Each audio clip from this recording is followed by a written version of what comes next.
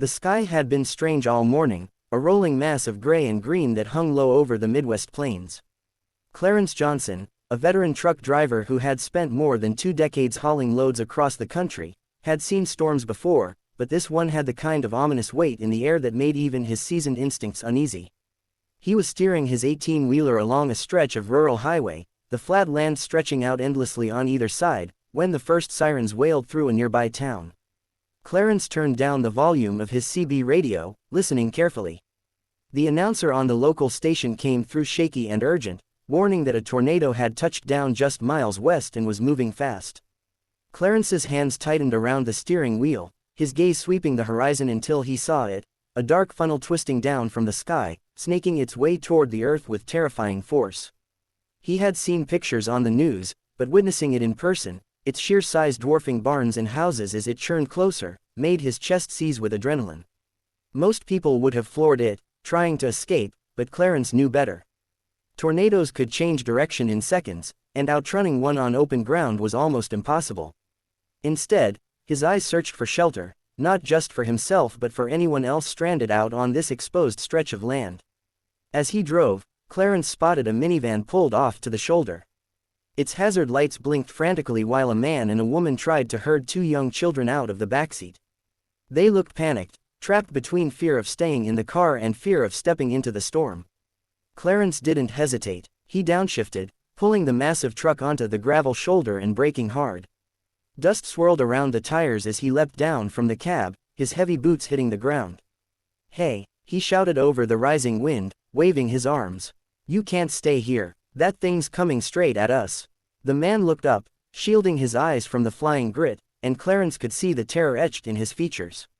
Without another word, Clarence sprinted toward them, his broad frame cutting through the gale, and scooped the smallest child into his arms.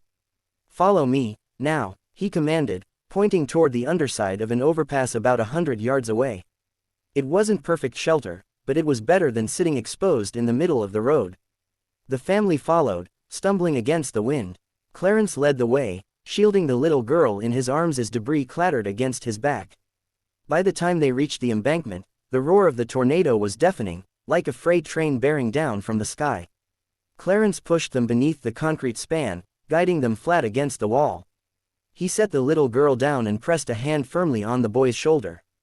"Stay low, don't move." He turned back toward the highway just in time to see another car pull to a stop, this time a sleek black sedan. A man in a suit stumbled out, his tie whipping behind him as the wind threatened to knock him down. For a split second Clarence thought the man was a government agent or a businessman too stubborn to turn around, but then he saw the elderly woman struggling to climb out of the passenger seat. Clarence didn't think, he just moved. Running into the gale again, he reached them as the funnel cloud tore across the fields less than a mile away, ripping trees out of the earth like weeds. "Get under the bridge," Clarence bellowed, grabbing the older woman by the arm and half carrying her toward safety. The man in the suit followed, coughing from the dust. The group huddled together beneath the overpass, pressed flat against the ground as the tornado bore down. The noise was like nothing Clarence had ever heard. The concrete shook above them as if the earth itself was groaning in pain. Pieces of metal and wood whirled through the air, clanging off the structure. Clarence wrapped his body protectively over the children, his powerful arms braced against the ground. For a moment, he thought the whole bridge might collapse, but then, just as suddenly as it had come, the worst of the storm passed. The wind eased, the roar receded, and the world was left in an eerie silence broken only by distant car alarms and the sobs of frightened children. Slowly, Clarence lifted his head. The highway behind them was unrecognizable, strewn with mangled vehicles, downed power lines, and splintered trees. The minivan was gone, thrown into a ditch half a mile down the road. His truck still stood, battered but upright, its trailer listing to one side where the wind had ripped at its frame. He helped the family up first, brushing dirt from their faces and checking for injuries. The little girl clung to his leg, refusing to let go until her mother pried her away. "You saved us," the woman whispered, tears streaming down her cheeks. Clarence shook his head, his voice hoarse. "Just did what anyone would." The man in the suit was helping the older woman steady herself, his own jacket torn and filthy. He turned to Clarence, his expression grave but grateful. "You don't know what you've done here," he said, his voice carrying a weight Clarence didn't quite understand. Clarence shrugged, scanning the horizon.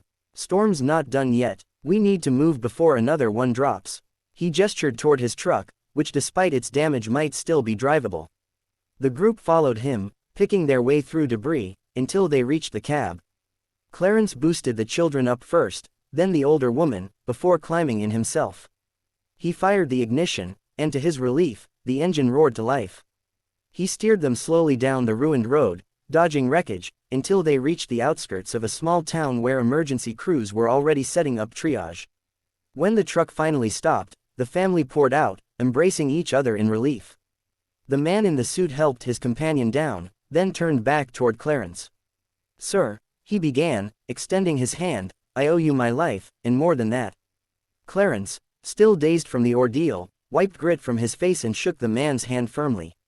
"No debts here. We all just try to make it through." He tipped his cap and turned to check his trailer, not realizing the significance of who he had just saved. Hours later, as night fell over the battered town, Clarence found himself sitting on the back bumper of his rig, sipping lukewarm coffee from a styrofoam cup. He was exhausted, body aching from the strain, but grateful to still be alive. He thought about the kids, the look in their eyes as the storm raged above, and felt a quiet pride that he had been there when they needed someone.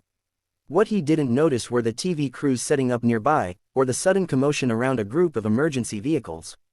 The man in the suit had disappeared earlier with the older woman, but now he stood before cameras, his tie replaced with a clean shirt hastily given by a responder.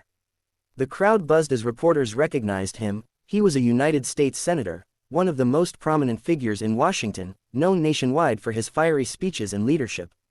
The senator spoke solemnly into the microphones, describing the destruction he had witnessed, the lives lost, and the resilience of the people who had survived. Then his tone shifted, more personal.